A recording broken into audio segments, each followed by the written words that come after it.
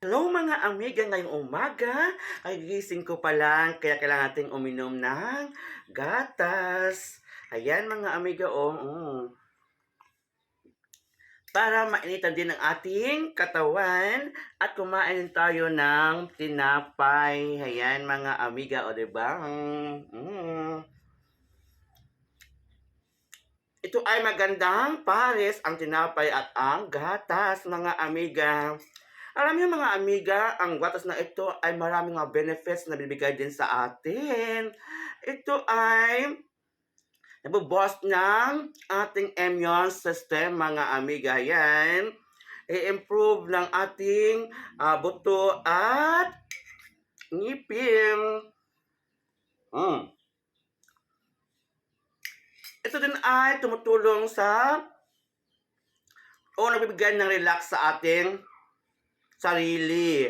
And then, ito din ay nagbibigay ng improvement sa ating skin at buhok. Kaya mga amiga, ang gatas din ito ay napakalaga din dahil ito ay tumutulong sa ating mga emotional and mental health mga amiga. Ayan.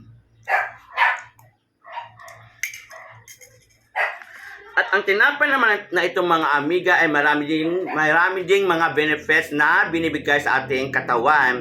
Tulad ng ito ay naglalaman ng prebiotics. Ayan mga amiga. Naglalaman din ng micronutrients na kailangan ng ating katawan. And also ito ay nagre-reduce ng mga breast cancer. At nabibigyan din ito ng protein sa ating sarili, mga amiga. Ayan. Kaya ugaliin nating uminom ng gatas araw-araw. At kumain din ng tinapay dahil ito ay nilalaman din ng fiber, mga amiga. At hindi lang yan mga amiga, dapat tayo magbigay din ng oras at panahon sa ating sarili na maging always healthy tayo mga amiga. At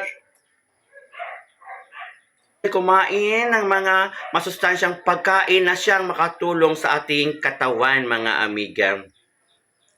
Dahil napakalaga din natin na para tayo din ay medyo matagal na mag-enjoy sa ating sarili.